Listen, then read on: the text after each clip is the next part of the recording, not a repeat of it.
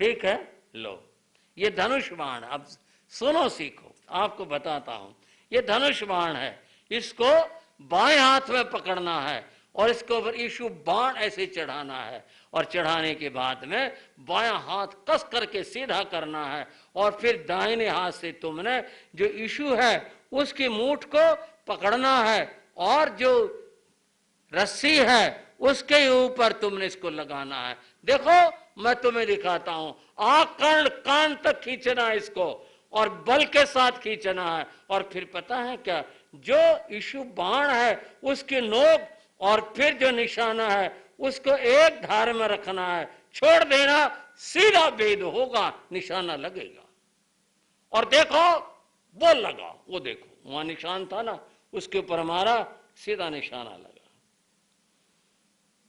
लो पकड़ो, अब तुम भी ऐसा करो। वर्धमान ने धनुष बाण पकड़ लिया, और पकड़ने के बाद गुरु ने कहा, वो देखो वो सामने ना वो चिड़िया बैठी है, उसको निशाना बनाना है। अब तुमने चिड़िया को देखना है और इस बाण की नोक को देखना, बिल्कुल एक सीध में खींचो इसको, और जोर से खींचो, आकर्ण कान तक खींचो और छोड़ देना, देखना सीधा वहीं जाके लगेगा।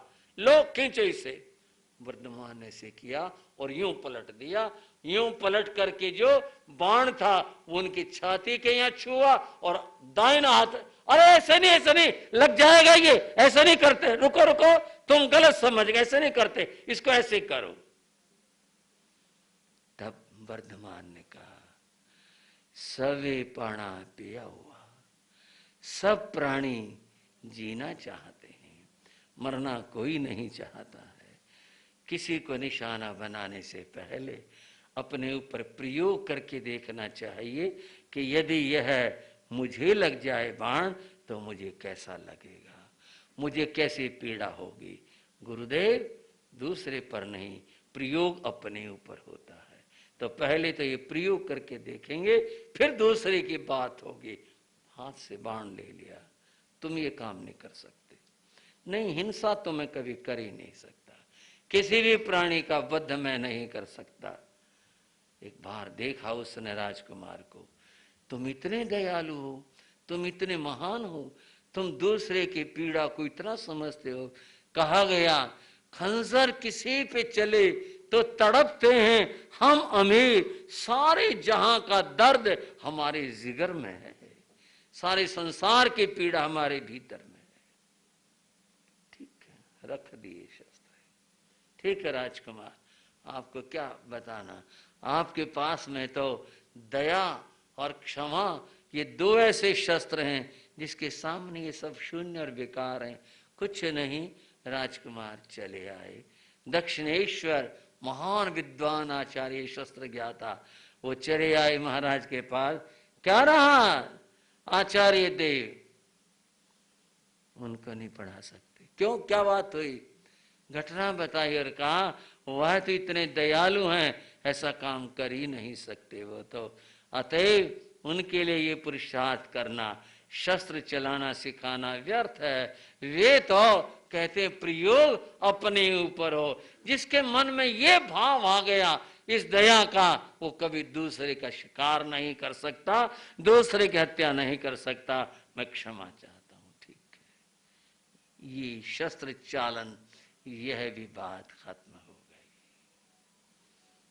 समय और आगे सरक गया है।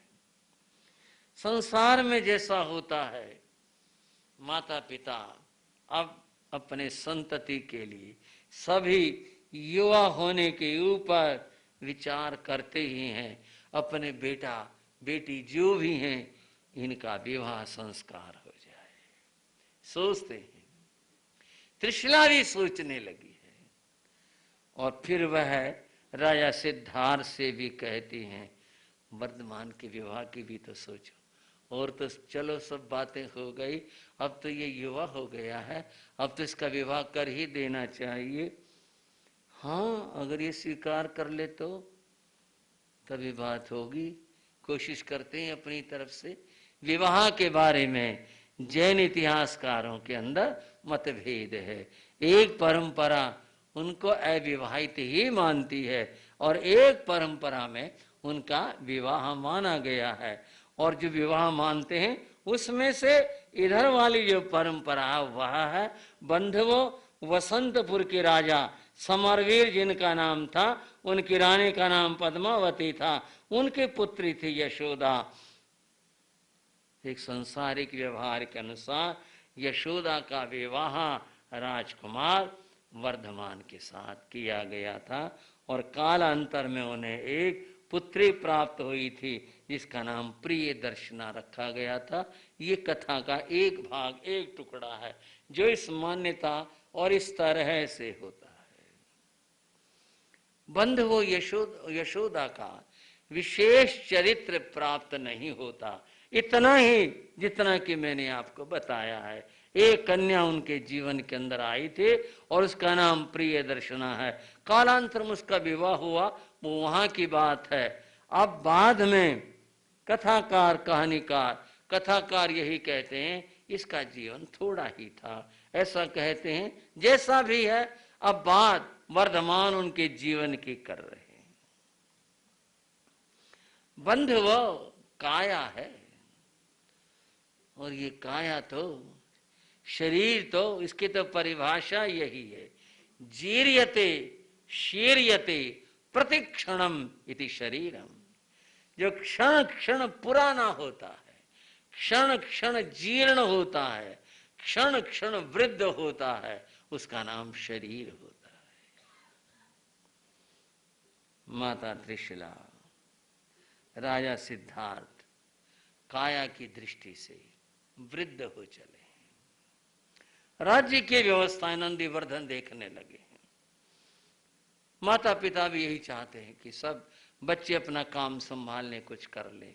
वर्धमान के राज्य कार्य में कोई रुचि नहीं है। वर्धमान तो अपने ध्यान समाधि एकांत में जीते हैं, एकांत में रहते हैं, ऐसे रहते हैं। समय बीतता गया। मां त्रिशला कुछ अस्वस्थ हुई। शरीर काया अब साथ नहीं दे रहा। लेटी हुई थी। वर्धमान उनके समीप आते हैं।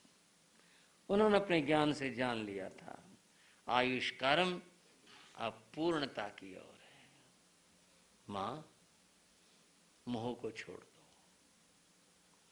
मेरे से दूर हटा लो मोह को, नंदीवर्धन का मोह छोड़ दो और राजा का मोह छोड़ दो। सुनो, इस काया का मोह छोड़ दो, अपनी आत्मा में रमण करो। यह आत्मा जरा हमारा विनाशी है। मृत्यु काया और आत्मा के पृथक होने का नाम है और ये होती है। जितना आयुष काल में उतने दिन ये साथ रहती हैं। कोई आदि मोह में फंसा रहे, वह पीड़ा दुख को पाएगा। अमोह भाव को जियो, जो घटता है उसे देखो, जो कुछ बीत रहा है उसको देखो, मोह में मत फंसो। मां ने बेटे का सिर पुचकारा। ठीक है मां, तुम्हारा आशीर्वाद, मोह मत करो, मोह छोड़ दो। वर्धमान उनके पास बैठे हैं और उन्हें यह सब उपदेश दे रहे हैं मोह को छोड़ने का।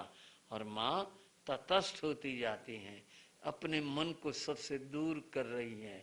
वो देख रही हैं ये सब संसार, यहाँ के संबंध सब ऐसे हैं जैसे बहती हुई नदी में जो पत्ते हैं वो इधर उधर से कहाँ से गिरे हैं, आ रहे हैं, बह रहे हैं। और यूं एक चक्र सा आया, सारे पत्ते इकट्ठे हो गए, सबके साथ जुड़ गए। सारे पत्ते एक लहर आए और फिर यूं हुआ, सारे पत्ते बिखर गए। कोई उधर गया, कोई उधर गया, कोई कहीं गया। कहीं कहीं से ये जीव आत्माएं अपने कर्मानुसार आती हैं अपना कर्म भोगने के लिए और यूं आकर इकट्ठी हो जाती हैं। जहां इकट्ठी हो गए एक परिवार बन गया। लेकिन ये परिवार कोई शाश्वत नहीं होता। समय की लहर आई, उसके साथ सब अपने अपने राह चल दिए। स्टेशन पर बहुत सारे यात्री खड़े हुए थे। जिसकी ट्रेन आई वही बैठा और चल दिया। और फिर किसी ने मुड़ के नहीं देखा कौन पीछे रह गया, कौन कौन थे, नहीं, बस अपनी ट्रेन में बैठे और चलते बने, बस यूं चल रहा है और यूं हो रहा है। दो पंक्तियां हमारे श्री मुकेश मुनि जी की ओर से, समय का पहिया। समय का पहिया चलता है, समय का पहिया चलता है, इस पहिए के साथ किसी का भाग्य बदलता है। समय का पहिया चलता है, समय का पहिया चलता और है। यूं पहिया चलता रहता, समय नहीं रुकता कभी भी किसी का भी। और बस जिसकी जो गाड़ी आई उसमें सवार हुआ और चल दिया। कहां कहां से यात्री आए थे, इकट्ठे हुए थे, सब चल दिए। और समय आया जब स्वयं वर्धमान ने अपने माता से कहा, अब सब कुछ चारों आर पानी का परित्याग कर दो, छोड़ दो। उन्होंने स्वीकार कर लिया और कुछ ही समय बीता, मां का शरीर शांत हो गया। सहज भाव से वर्धमान उठकर आ गए और परिवार भी था। वर्धमान के मन के ऊपर कोई पीड़ा की रेखा नहीं। ठीक, ऐसा होना था, ये समय इतना ही था, जो भी कुछ था बस इतना ही था। जो था राजमाता का सम्मान के साथ में जो भी व्यवहार था वो सब किया गया। वर्धमान कहीं बीच में नहीं आए, सब सोचते रहे इसको जरा भी कुछ नहीं हुआ, कोई सोचे जाए उसे कुछ मतलब नहीं है। 15 दिन ही बीते थे, बंधुओं पिता की काया जवाब देने लग गई। वर्धमान ने देख लिया समय यहां भी आ गया है, पिता के पास बैठे अमोह का उपदेश दिया। उनको भी यही कहा, काया का मोह छोड़ दो और परिवार का मोह छोड़ दो, राज्य का मोह छोड़ दो, मैं छोड़ता हूं सब कुछ। अंतिम समय में स्वयं से वर्धमान ने संथारा उन्हें भी करवाया और संथारे में अमोह दशा को जीते हुए बंधुओं राजा सिद्धार्थ ने भी देह को छोड़ दिया। तीर्थंकर के माता पिता देवलोक को जाते हैं, दोनों ही देवलोक को गए, माता पिता दोनों चले गए। ये तो संसार व्यवहार है, ऐसा ही घटित होता है। राजा के जाने के बाद जो भी कार्य थे वो सब संसार रीतियां पूरी हुई। अब बात है कि राज्य का संचालन कौन करे। मंत्रिमंडल एकत्र था और बंधुओं सब एकत्र होकर नंदीवर्धन के पास आए थे। नंदीवर्धन बोले, चलो वर्धमान को ये पद दो। वर्धमान जितना बुद्धिमान समझदार कोई नहीं है। पिताजी उनसे बहुत बार सलाह लेते थे, इसलिए चलो सब आए। चल करके वर्धमान से प्रार्थना की, ये राज मुकुट स्वीकार कर। भाई आप मर्यादा विपरीतता की बात क्यों करते हो? आप बड़े भाई हो मेरे और पिताश्री के बड़े बेटे हो, आपको तो मर्यादाएं पालन करवानी है। आप मर्यादा की बात कर क्यों? क्या बात क्या है? अरे ये राज परंपरा है, बड़े भाई को ही राजा बनाया जाता है। नहीं, योग्यता की बात है, तुम महान हो, तुम स्वीकार करो। नहीं, ऐसा नहीं होगा, मर्यादा का अतिक्रमण उल्लंघन नहीं होगा, तुम स्वीकार करो। और इस सब होने के बाद, मंथन होने के बाद अंततः राज मुकुट नंदीवर्धन के सर के ऊपर सजा दिया गया और बड़ी शोभा के साथ में उनका बंधुओं राज्याभिषेक किया गया। अब घोषणा हो गई, कुंडलपुर राज्य के स्वामी राजा वो महाराज नंदीवर्धन है। नंदीवर्धन के राजा बनने के बाद एक ही दिन बीता है, वर्धमान उनके महल में आए।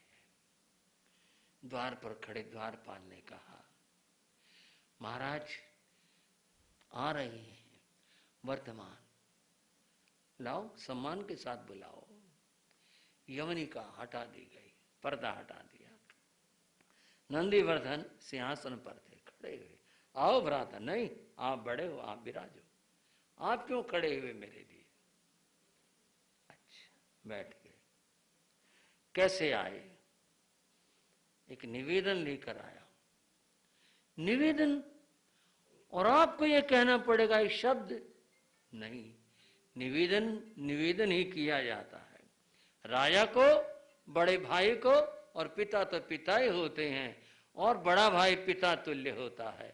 आप महाराज हैं और आप पिता तुल्य बड़े भाई हैं, आपसे निवेदन है। वर्तमान की बातें काटी नहीं जा सकती, उसकी हर एक बात ऐसी होती है, सुनी जाती है, काटी नहीं जा सकती। वो चुप हो गए। कहो, तुम देख ही रही हो मुझे, मैं अब महलों में रहना नहीं चाहता, मैं राज्य में रहना नहीं चाहता, मैं सबका परित्याग करके वन में जाना चाहता हूं, और वन में जाकर मैं आत्म साधना करना। नहीं नहीं नहीं, वर्धमान ये मत कहो, ऐसे कैसे होगा, तुम चले जाओगे, हम किसके सहारे से रहेंगे? ये तुमने क्या कहा? अभी तो पिता श्री गई और माता श्री गई, और तुम कह रहे हो मैं छोड़ करके वन में चला जाऊंगा, हम नहीं तेरे बिना रह पाएंगे। ये तुमने क्या कहा? हम नहीं तेरे बिना रह सकते, बिल्कुल भी नहीं, नहीं जाने देंगे। भ्राता श्रेष्ठ, आप बात सुनो। हर व्यक्ति के जीवन के लक्ष्य होते हैं। मेरा लक्ष्य भोग नहीं है, मेरा लक्ष्य योग है। मैं संसार में नहीं रहना चाहता, मुझे यहाँ के सुख ऐश्वर्य ये सब मुझे किंचित भी नहीं भाते हैं।